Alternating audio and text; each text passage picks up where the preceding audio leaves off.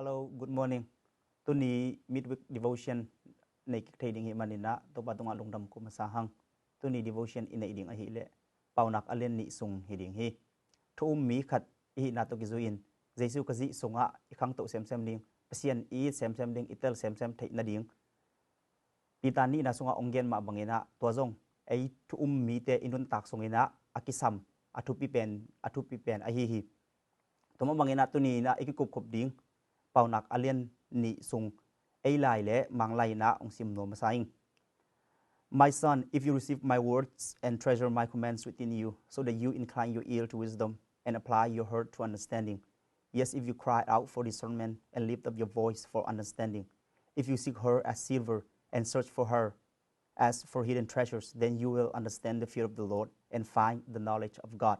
Ai lai in ong sim ning ZIV de zo ka hi manina ZIV translation kitel sa zo ka imanina ZIV musim ning katao ka kamal ten sana katupiak ten songa na kolle pilna lama na bil ngatin na lungsimin theitel na somle tutuk samin ongin theitel na sable ngun bangin na zon akisel go bangin na zon le tua changin to pa ki tak na thei panding pasien theina na muring hi kiap na nei ni topa tuni ina na kamal te lungai thiding in hun phang pe man natunga lungdam tu kongkong yati tuni ina aza angai mi malkim khat chat le ke ma mai nai zong in nang ma theitel na khang to sem ka khang to sem thei na dingun mi malkim khasiang thon man ho pin la nong om pinang kilang sakin jesu min kong kiap hi ilai siang do simna pasien kamal PAUNAK alen ni sung abu pina un tam nei lo hi manina en man lo ding hiang ai zong ina hi khat panina ngana chang focus de uleng uting khat aneu khat pan som ne ni dongomina PAUNAK alen ni sunga khat panina ngana chang hi le God's give of wisdom chi dana chi ina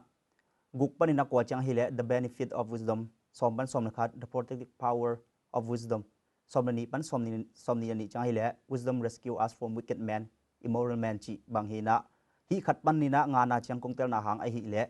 hi itanga God's give of wisdom aji hangina ade ina pi a hi le pilna zon zia ding chi ong lak zo hi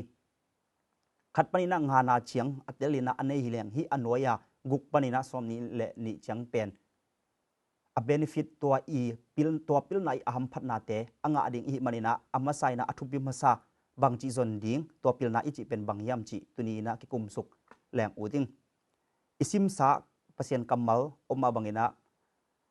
if you receive my words kakamal te na sana kung thupiak te na sunga ai lai sunga bel kathupiak te na sunga na kholle chi na ai zong ina mang kamina en hileng treasure my commands within you chi hi treasure my commands direct translate ding in chileng kung thupiak kamal te kung thupiak te na sunga van man pha khat bangina na koi le chi hi number khana hi tanga ka gen no bina receive my words kakamal te sangin chi to ki changina treasure my commands to ki changina pilna lama na bil ngatin incline your ear to wisdom itaka iat changina receive le treasure my commands to amina to ki chang inna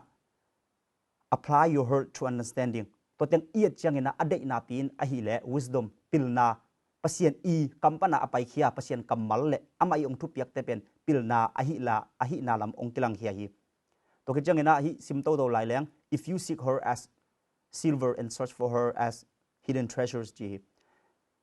seek for her as silver ngun bang in na zona akisel sim go bang ina na zon le ji to adanina na zon le bek hi pilna muding ji to ki chang hitaka athupi mama khada hi pilna ade ina pi bang yam chi anewa na onggen hi leitung pilna zong pilna nam tam ma hi leitung pilna ai zong ina hi khalam pilna pilna tam ma ai zong na hitaka pilna again na anewa na bang chi yam chi le then you will understand the fear of the Lord and find the knowledge of God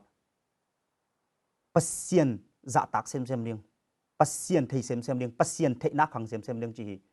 leitung pilna isin pilna tam pi tak te om te to te thu pilo achi keng ai zong ina to te in amasai na ending chileng pasien thei na lama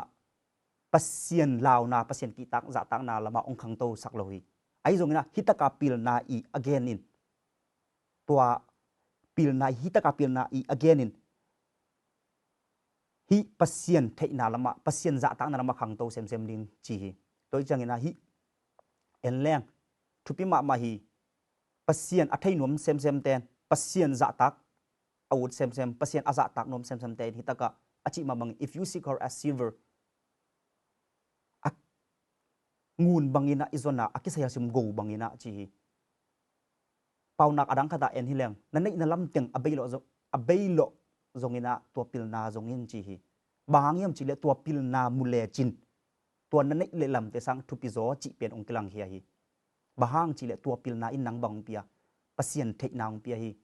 pasien za tak na ong pia hi to hi le hitaka anneu lina if you seek her as silver and search for her as hidden treasures chi hi to hidden treasure akisel sim go akisel sim van man pha zon bangin zongin chi hi to van man pha pen tuni na tom chikhat lungai lem uting to van man pha ichi ben bang thuchiam thaka ipai changina close ni na aneu ni le thuma bang chi in whom are all hidden all treasures of wisdom and knowledge ama sunga pilna le siamna go kempo kisel hi chi hi to ama achi kwa jesu sunga to pilna le siamna pilna le theina go kempo van man pha kempo to jesu sunga kisel hi chi na close ni in ongen hi toimana tu ni hitaka search for her as for hidden treasure akisel sim go bangena zong in achi pen nang hitaka to akisel sim go pen kitel nai lo hi tu cham luya ai zong ina ei tu huna anungta tu cham thak sunga om mi te ading ina hi akisel sim go pe ong kilang heina mi bangin ong piangin jesu na hi kolose ni na aneu thuma to ong kilang hi to kitte hitaka atom na again no ba hi ilai siang do tedim po phanna tedim la siang do po phanna songa en hileng kitam tel lo ina ai zong ina hi zetai vile mang lai suk en hileng if chi kamalom if chi kamal pen hitaka thum vei no mi if you receive my words to like if you cried out for the son if you seek her na chi if ti changina nang ong gitel saki hitaka nang nazon le muding nazon le nga ding nazon kele nga lo ding gente na bangina an na nek le na gilwa ding